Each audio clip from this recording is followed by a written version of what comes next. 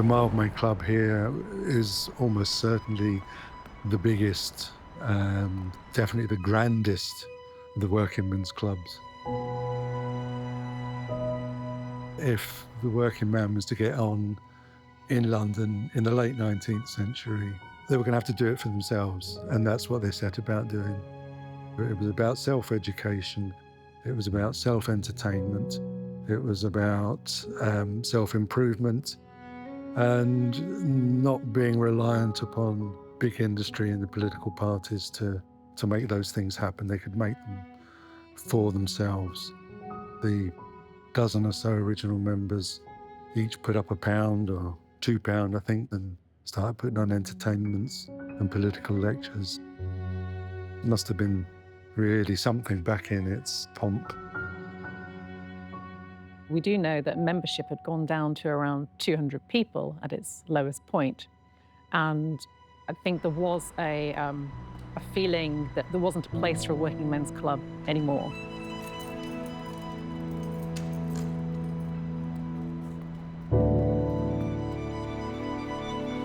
This is a big building, and it was built a long time ago, and it was falling into rack and ruin.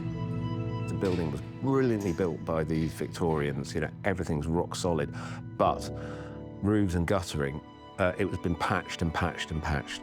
So as the renovation works started, we got a call from the builders who'd opened up an attic space, and they went, "We've found all this stuff. What should we do with it? Shall we chuck it?"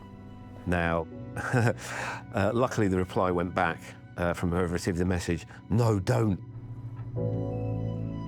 Books, ledgers, private letters to the club, financial records, all jumbled up straight away. We spotted, this is just amazing. In amongst the huge stash of cash books and ledgers and receipts, brilliantly has been found this colossal amount of correspondence from club members serving in the First World War, all addressed to one man. Dear Mr. Manley. Dear Ralph, just a few kindly lines. convey my heartiest Dear Mr. Manley, I wish to thank you. accept the same yourself. Thousands of documents that needed to be cleaned first, then preserved, then the work of filing, looking at, interpreting begins. We put a shout out to some club members who were really interested to get involved and quickly formed a group of volunteers known as the Archive Group, which I think sounds like a great band name. During World War I, at least 500 members of the club went off to fight. So these letters are from those soldiers. A long-standing member of the club called Viv Jeffries realised their significance. She took it upon herself to organise these letters and to catalogue them and understand the role that the club played during World War I. Dear Mr. Manley, I hear Percy has joined. I've not met him yet. How does billiard team go now? I am sending you a group photo on which I am included. You may put this up. You can write at the bottom, somewhere in France. Top left-hand corner is my clock, but I don't see it's nice looking. Sooner have my moustache off. Don't think many would recognise it as the G. Roberts of Roberts and Davies Company now. Wishing you, the old club and friend, best of luck. G. Roberts. If you look at the camera, Yeah. can you see me? Yes, I can see you. There we go.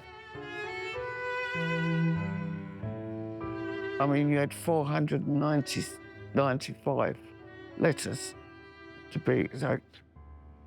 I took them home, and I had them all on the floor in my front room, believe it or not.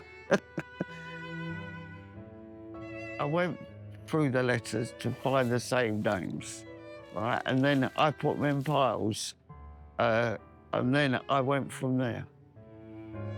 You got to be very, very, very careful, which I was. It took me 2.5 years to actually document everything. Put another year on to actually do the folders and everything else. So it took me nearly 3.5 years. A lot of work. I got there in the end. They was all sent to Ralph Manley, every one of them. Well, Ralph used to be the secretary of the club many years ago, and what he used to do is send out parcels to the actual people in the trenches. He made their life a little bit easier. Dear Mr. Manley, I'm going pretty well. As regards the gift, I think you are right. Nearly everyone smokes, and most like shag because you can make cigarettes or have a pipe. Haven't heard from Percy. Wrote to him at Aldershot, but don't know his address now. I want to find out what life was like for these men on the front line. I want to find out if they got back and they actually came back to the club to celebrate with their friends. And I want to find out if they've got descendants. If there are descendants of these soldiers, they probably don't know anything about these letters. I don't know anything about Ralph Manley after the early 1920s. Well, they're all for Ralph. It would be fantastic to know whether the story of what he did for this club lived on within his family and within his community, wherever that ended up being. I think it's probably a good idea to split the task. I go looking for Ralph. And I'll look for letters. Okay.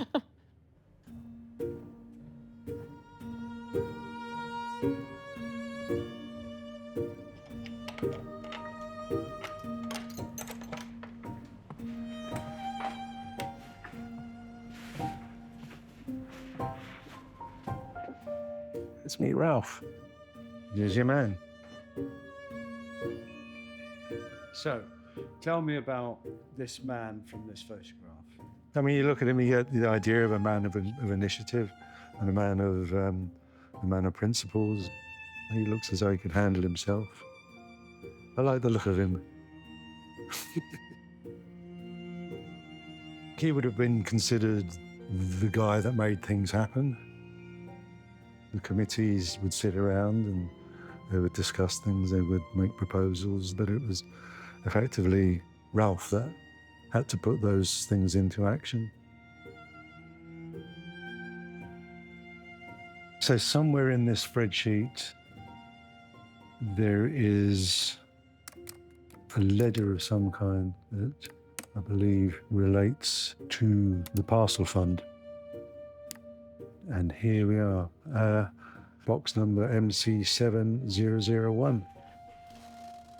So if we look over here somewhere.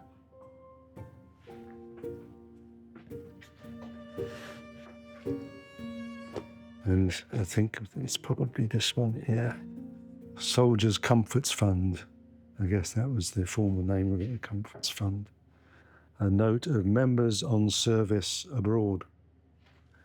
And beyond these scraps of notes is a very full and thorough listing of the names of members of the Mildmay Club who were serving overseas and where they were serving, their regimental number, and it was literally all over every theatre of war. British Expeditionary Forces in France, in Burma, in India. There is a profile of the club in 1922 that refers to 500 men having served under colours and 90 of them not coming back. Well, here's one's marked killed May 26th, 1917, I guess that is 17. Private A. Percival. This is unmistakably in Ralph Manley's handwriting. In his role, he would know these people personally. They would be fellow members, they would be friends.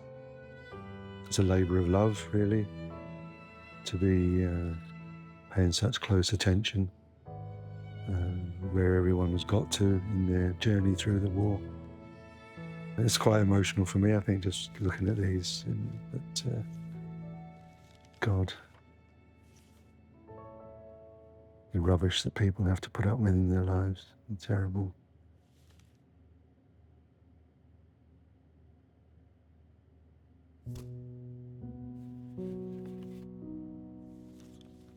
According to my book, our company will be with you on Sunday. She stoops to conquer. I am sure it will be a great success.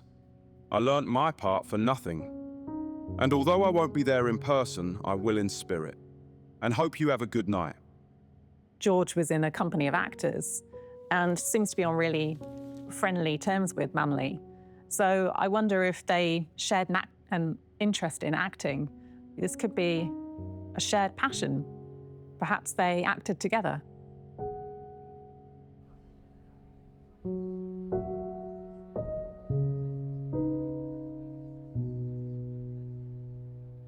This is a clipping that I found in Club Life from the 1st of August 1914, titled A Club Dramatic Group. And looking at the photo on the bottom row, the very last person is a G. Roberts. So I think that that's our man. He looks healthier than he did in the other photo. Very dressed up, very dandy. I can see why he wasn't so keen on the moustache. I think he does look better without it. I'm still keeping my hand in the profession to amuse the wounded in hospitals, and enclosed is a programme. Today, St. Patrick's Day. I am doing a sketch at the Canadian hospital, and she'll think of the old club. It's really touching to see that he is still following his passion, even though he's at war. And it sounds like, even by remembering these productions he put on the club, it's keeping him sane. Thank you. The news is very good. Let's hope it soon continues and finish for many a soul. It was very sad to hear about poor old Percy Hagan. Had many a rough time myself, but fate has been kind. Clearly his friend Percy hasn't made it. And I'm wondering if he's found that out through Ralph Manley. I think as the secretary of the club, Ralph would have been the person coordinating between soldiers, so I guess they were passing news back and forth through Ralph.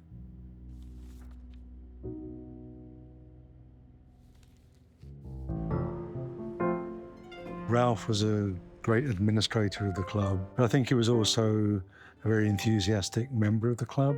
He appears to be part of the cycling club and of the athletics club. He would give lantern lectures, and in later years, he became chairman of the political and education council of the club. I think Ralph clearly believed that society, and by extension, the government of this country, could do better by its working people. Something like a third of the inmates of the workhouse were there simply because they were old. That was their lot, that was their fate. Ralph found himself giving evidence to the Royal Commission on the Aged Poor. What are you? Ship's cabin fitter, upholsterer. You have come to give us your views on this question as to the aged poor. You object to the present poor law? And he says, yes, my lord. He comes across with tremendous dignity and with tremendous certainty that for the state to pay a pension about 5 shillings a week as being an entirely reasonable and justified demand upon the government of this country. And under fairly close scrutiny, he really sticks to his guns. We still know very little about the man, but rather excitingly, I just came across a clipping. I'll read it from my phone because it's a little easier to read. Mr. Manley was born at Bow. He's a proper Londoner. His father was a merchant captain, part owner of the vessel, but dying of sunstroke in India, left the family not too well provided for with this world's goods. Young Manley started work at the age of 9, putting in 2 years as an errand boy, and finally being apprenticed to an upholsterer's and ship's cabin fitters. At 14, He was a member of a youth institute where he acted as chairman, so he's had a taste of politics.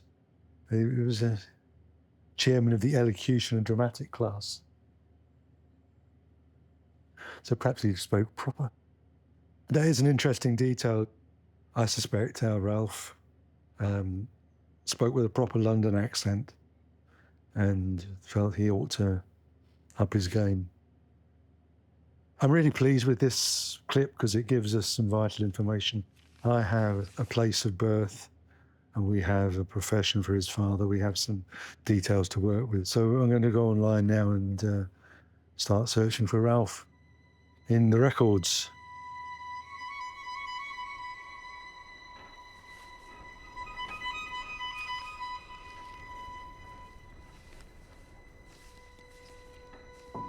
Dear Mr. Manley,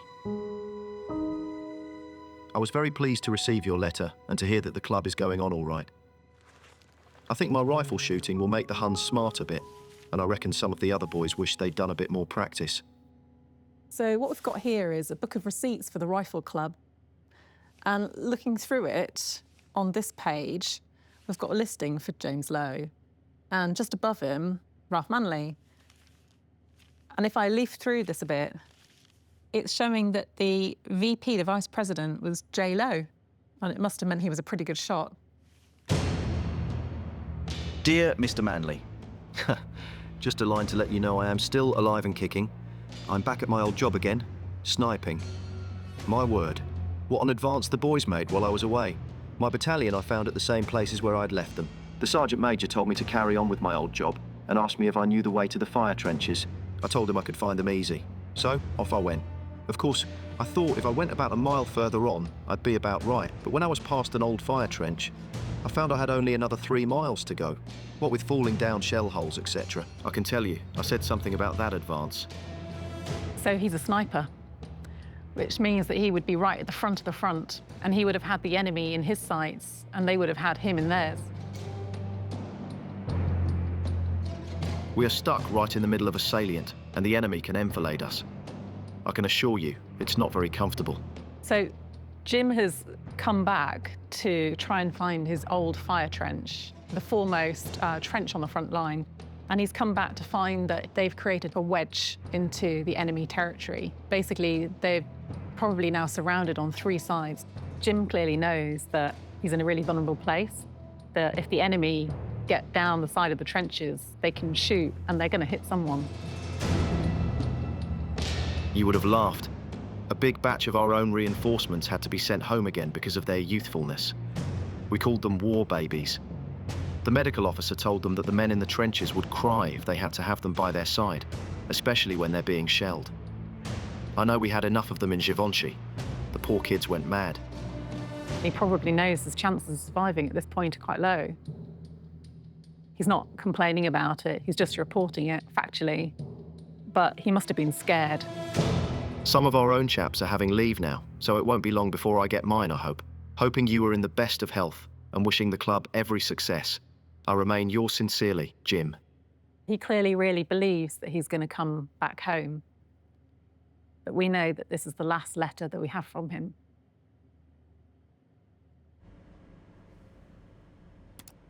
We don't have a birth year. I'm going to guess something. If he became club secretary in, what did we say, about 93, he probably couldn't be more than 30 years old, so 1863, something like that. Bow, London, England. Bury St Edmunds, Cheshire, New York, Calcutta. Getting a bit further away. Getting a little frustrated. Is there something I'm doing wrong here? He certainly wouldn't have lived far from the club. He would probably be living in Stoke Newington. Oh, Ralph Manley. Living at Sandbrook Road. 2 rooms and ground floor, unfurnished flat. Okay, I'm a little bit puzzled because we have a very precise location for Ralph at an address, 13 Sandbrook Road in 1892. He doesn't show up on the electoral registers before or after that. And we've completely struck out of the birth records or any other kind of records. That strikes me as rather odd. I'm not sure where else to look. I think we might need to seek an expert. Dear Mr. Manley, committee and fellow members, things have been very lively here lately, as you will see by the papers. And I'm glad to say the superiority of guns and ammo is now in our favour, and everyone confident of victory.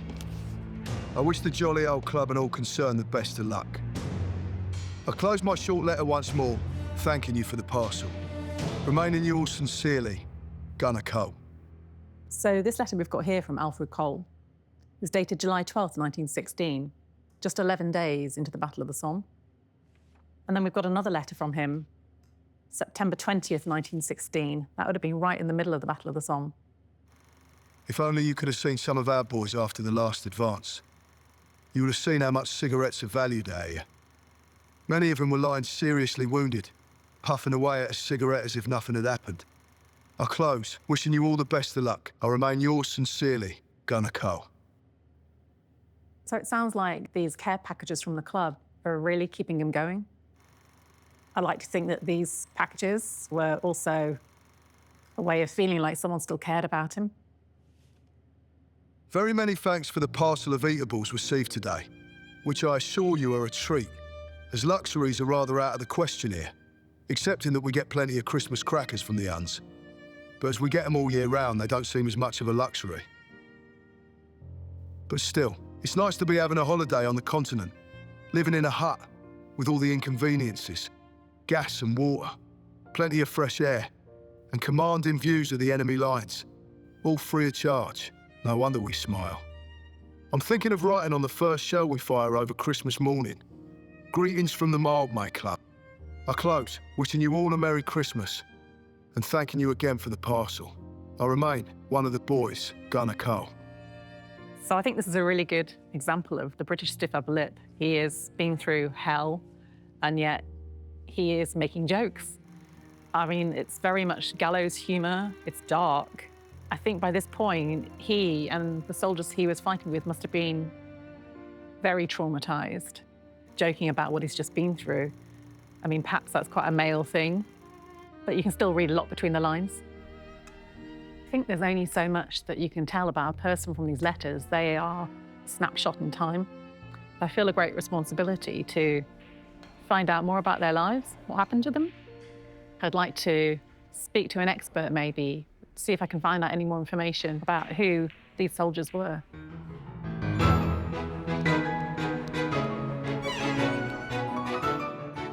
Mick contacted me a little while ago to see if I could help him with his research on Ralph Manley. I'm here to tell him what I've turned up.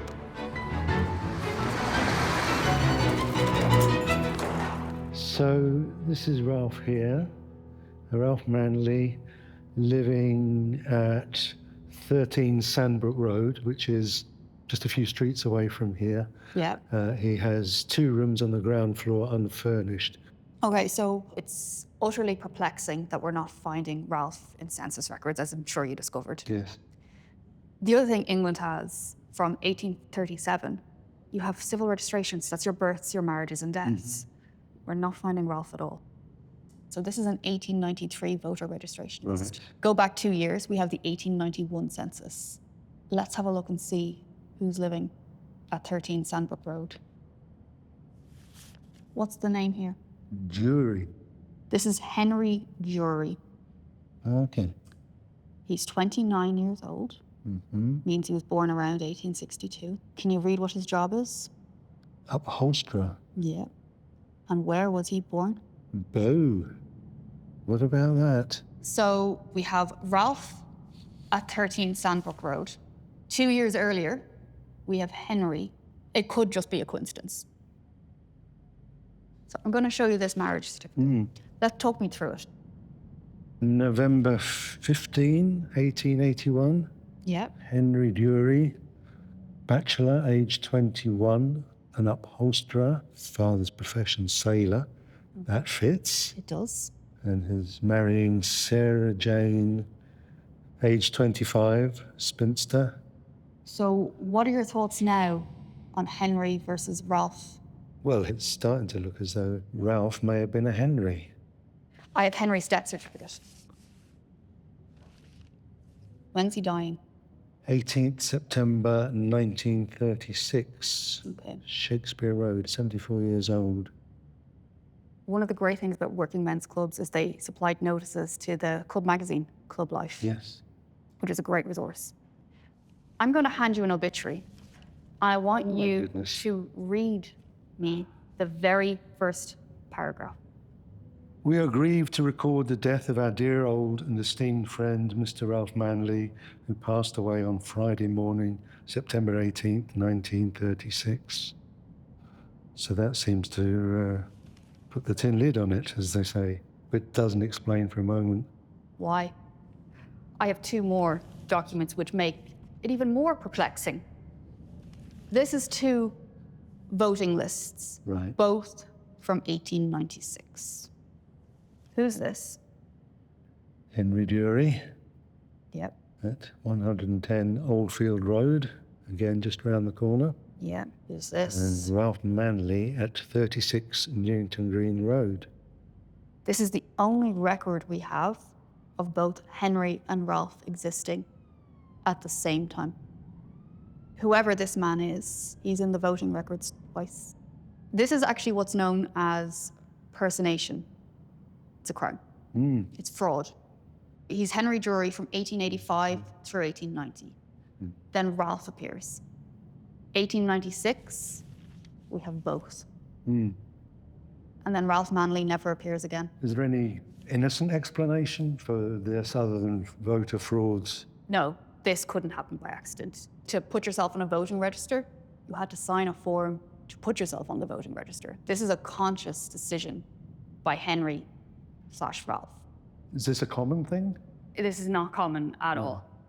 I've never been as perplexed researching someone as I have Ralph. Goodness. This stumped us because Ralph is such a big member of the Mildmay community, of this area's community.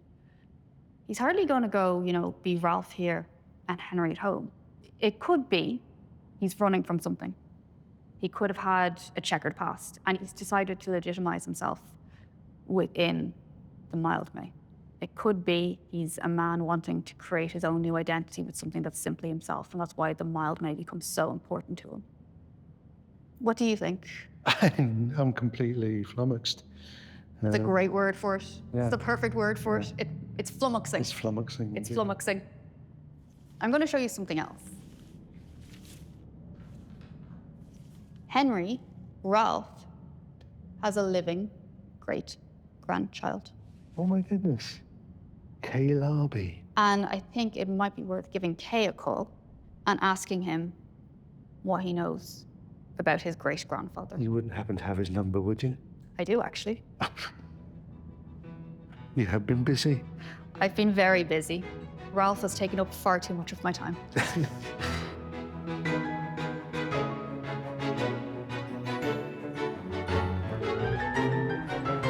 Hello, this is Mick Brunton from the Mildmay Club in North London. Am I speaking to Kay Larby? Sent me these letters providing a wonderful insight into these different men's experience during the First World War. How many people have read these letters over the years? They were probably only intended for one person, and they've been buried away for 100 years or so. So I felt very privileged to be looking at them, but also eager to find out more about their service. So that's Alfred Cole. He joined the British Army in August 1914, and he was posted to the Royal Artillery, to the 16th Siege Battery. Okay, what's that? This was serious business. These were huge cannons, artillery pieces. They were not particularly maneuverable and often were in fixed camps behind the front line. It was dangerous, dirty work. It was heavy work. The first letters are, he's very high spirits, he's very positive. And as the letters go on, you can tell that he's feeling quite down. And then the last letter we've got from him, it's very jokey. but it's very dark humour. It's clearly been through a lot by that point. Well, it's interesting you say that because his unit were very heavily involved in the Battle of the Somme. Now, many of us are familiar with that opening day, the 1st of July, but for the artillery, the offensive begins a week early on the 24th. 1.5 million shells are rained down on the German positions in this attempt to soften it up for the infantry that went over on the 1st of July. But there's estimates that around 30% of the shells that landed didn't explode, they were duds. And that's why you're seeing 57,000 casualties on the first day alone, over 19,000 of which were killed. That's, you can't even picture that figure. Did he survive? He did survive. His unit, the 16th Siege Battery, in late 1917, they're sent up to Belgium, to the Flanders, just outside of Ypres. The Germans in March 1918 launched their spring offensive. It's their last roll of the dice. On the opening day alone, 21,000 British soldiers are captured, taken prisoner. And the British forces are very, very hard pushed. But around this time is when Alfred does something remarkable. Would you mind reading this for me, please? For conspicuous gallantry and devotion to duty, during 24 hours continuous duty without any assistance, he mended 66 breaks in the battery communications, 20 of these under heavy shell fire. He then volunteered for further duty and mended further breaks under fire. He set a most inspiring example of disregard to personal danger and willing endurance under trying and dangerous conditions. It's quite a hero. I mean, that's... I'm getting... It's, he sounds like a really brave man. He was actually awarded the Distinguished Conduct Medal. It would have been an incredible source of pride for him and his unit. Well, it should be. What an impressive guy. Absolutely. I bet they had a party at the club for him. Yeah, I think a few drinks would have been raised then as well. Definitely. Dear Mr. Manley, since I last wrote, I've been awarded the DCM, so I hope you have a bottle of the best stored up on the strength of it. I remain, yours sincerely, Gunner A. Cole. If we go back to the photo, we have Alfred in the bottom right. Yes. But to the left is his brother and fellow Mildmay man, James. Oh, they don't look anything alike. They don't do that. You don't see the family resemblance, but it's amazing. To be able to put one face to a name is special, but to do it for brothers. It looks like James was part of the 17th Siege Battery. Alfred was in the 16th. But we do have his British Army Medal Index card right here. And he was awarded the Victory Medal, the British War Medal, and the 1914 to 15 Star. So not quite the Distinguished Conduct Medal that his brother earned, but surely some things are bigger than sibling rivalries.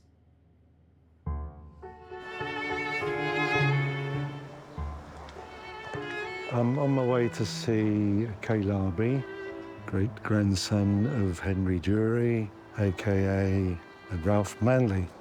It would be lovely if he were able to resolve the anomalies in the stories of Ralph and Henry, unless there are terrible buried secrets within the family that really they don't want to come to light. All families are very different. Okay, that's the family tree. Yeah, Right. And you recognise all the names. Well, I recognise the names, and of course, I knew a number of them. Right. As far as the Durys are concerned, the earliest I know of is Henry Dury. So this wedding took place at St Pancras in July 1914, and there's Henry Dury. I knew him instantly. Yes. This is an earlier photo. Good Lord. There's my grandmother. She must be about 12, so that would date it to 1905, 1906. And I would recognise him anywhere based on one picture that we have of him. Well. But the curious thing is, this man we knew as Ralph Manley. Yes. Not Henry Dury. It's a funny thing, actually, because not very long before she died, my mother was talking about her grandparents, and she said, you know, one of the interesting things about him is that he appeared to go by another name, Ralph Manley. She knew the name? Oh, yes. Oh, wow. And she had an explanation for it as well. According to my mother, at some stage in his life, he was keen on amateur dramatics. Yes. And he took part in a production of a play whose name I do not know and been unable to find, in which he played a character called Ralph Manley, and he adopted it from there. Who knows? That is wonderful. Apparently, it used to really wind my great-grandmother up when people in the street would greet, "Oh, good morning, Mrs. Manley." She objected exceedingly strongly to the fact that people didn't know her by her proper married name. It doesn't answer quite the question why, but it answers the question, are we imagining that these are the same people? He was a very visible person in the community, so much so that he was called upon as a witness in 1894 to appear before the Royal Commission on the Aged Poor. Oh, right. Right, ship's cabin fitter. The ship's cabin fitter. Well, yes, it's fascinating. But that I don't want to call it charade, but, or deception, basically, as far as I'm concerned, that's what they are, that they should be maintained to the standard he actually goes before a Royal Commission under this identity. So it's incredibly curious. So there was at least one bit of deception. Do we have the date on this? Yes, the 1896 electoral roll. Oh, yes. Both of them. And here... There's Ralph Manley there. Ralph Manley. Newington Green Road. Here... So he has been a bit naughty there. He's registered himself twice to vote. Maybe it was a mistake. Oh, two different addresses. I may be completely wrong. I don't want to... He was in character. Yes. What do you remember about James? I know that he was the president of the Rifle Club at Mildmay Club. He was a sniper. He was separated from his battalion, I think, and in the very last letter we have from him, you can tell that he's sounding very uncertain about his future and that he's in quite a lot of peril. And then after that, we don't have any more letters. This is a photo of James. What a handsome chap. By the time he writes his letter, he's already been in a few scrapes. You touched on the fact that he was a sniper. You know, the British were slightly behind on sniping when the war began. And in fact, sniping was almost seen as ungentlemanly, if you like, you know, picking out targets and killing them unawares. But the British soon accepted that it needed to be done, and it was an effective way of taking the war to the enemy. And people like James, who had pre-war rifle club experience, were singled out and would have their training and would work as a sniper out there in no man's land, feeling quite lonely with the enemy not far from you. James was rejoining his unit, so it suggests that he was out of the line or away from them. And this page from his service record might give you a reason as to why in June 1916. Casualty form, active service. So what have we got under here? Gonorrhea. How's he got gonorrhea? He's been fighting in the war. It's perhaps not what you're expecting to find in a service record. There's a good chance that he caught this while he was overseas, perhaps. And you have to think that a lot of these men, did they ever think they were ever going to return home? They were perhaps living in the moment and not sure if they would see tomorrow. So it's kind of understandable. But here he has trench foot. Oh, yes. And that's in May 1916. So let's fast forward just before the Somme offensive of July. He's suffering with trench foot. It's incredibly uncomfortable and painful, and we can see here that James hospitalised once more. But he does make it out of hospital, and he is promoted later on to corporal. So again, he's working his way up through the ranks. But this is all in the lead up to the Somme offensive, and that's what's waiting for James and his battalion. Right. This is the war diary for the 19th Battalion London Regiment that James was serving with. These are kept by each unit, each battalion, when they're fighting overseas, and it details their day-to-day actions. And an entry here is for the 29th of September, 1916. Enemy appeared to be holding this point in great force and was exceptionally well supplied with bombs. During night, very heavy shelling of Fleur's line. Owing to darkness and the fact that several men were buried, correct estimate of casualties was impossible. So they've been involved in heavy fighting, and a number of men were buried and couldn't be identified. Oh. And I have this here, if you wouldn't mind. Oh. Report of death of a soldier to be forwarded to the War Office with the least possible delay. Okay, so James Lowe, between 29th of September 1916 and 2nd of October 1916, so they don't even know when he died. In the field, France, killed in action.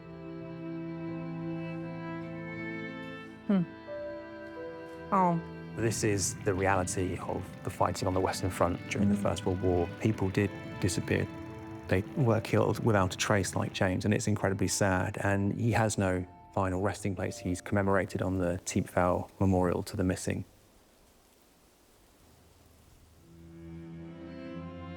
We've been piecing together his records and his family, and we can see that he does indeed have descendants. And we think that they'd like to learn more about the Mildmay and their grandfather. I would be honoured to tell them about their grandfather.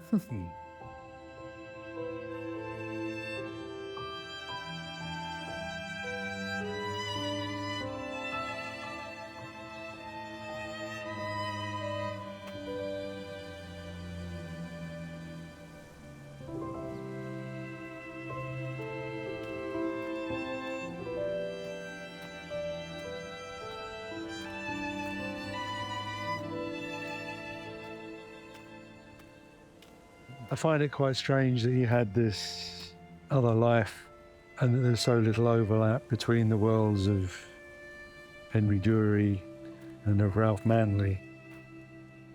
Henry Dury. There you are. Unreadable. In death as in life. His story is not quite as we expected it to be.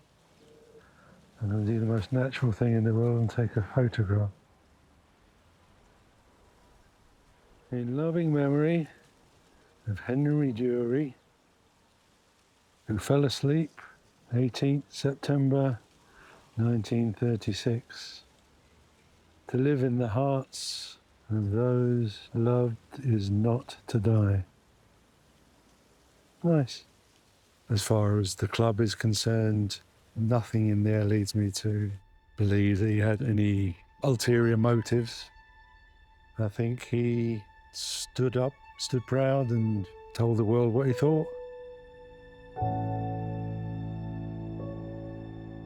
He kept the doors open for 23 years, and good on him.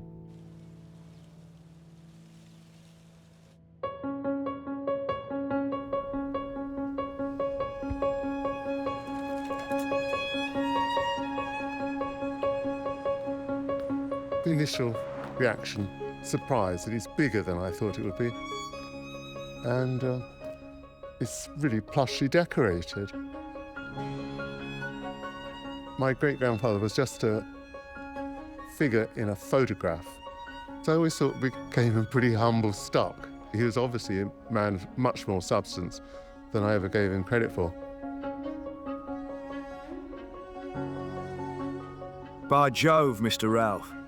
I've had some happy times there. I often wonder if the good old days will ever return, but I don't think the same good old days will never. As I hear that several of my friends have gone under, and they were all jolly good boys and staunch pals, and I for one will miss their jolly good company when this lot is finished and we get back to civilization. And the good old Mildmay again. I mean, we see it all on films, on the television, all the time. But to actually have something like this, yeah, direct connection, isn't it? I'm excited to see the reaction to the stories that we've got to tell. Also a little nervous. Reading the story of James Lowe, I get very emotional talking about that. I still find it quite upsetting. So I'm hoping I hold it together at that point.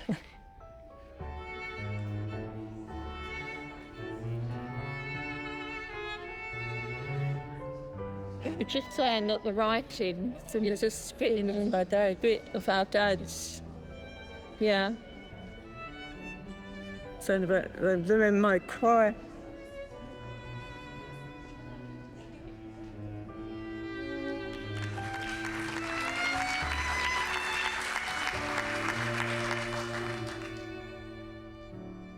One of the most recent finds, perhaps, is one of the most remarkable. This is an article published on the 18th of July, 1914. Right in the middle of it is a picture of our very own Ralph Manley. It relates to the goings-on at a week-long carnival held here at the Mildmay, with grand balls, billiards and other sporting tournaments, singing contests and flower shows, as well as several dramatic and revue performances. And listen to some of the names listed: Roberts and Davies, Betty's Dilemma, a capital costume comedy, which was very much appreciated. The Rifle Club had their range open and they had competitions, which was won by Messrs. Hidden, James Lowe Jr. and Vincent. It paints a picture of an obviously very happy, bustling time at the club. We can see how tight-knit the whole community was. Only 3 weeks later, Britain was at war, and not all of those men made it back.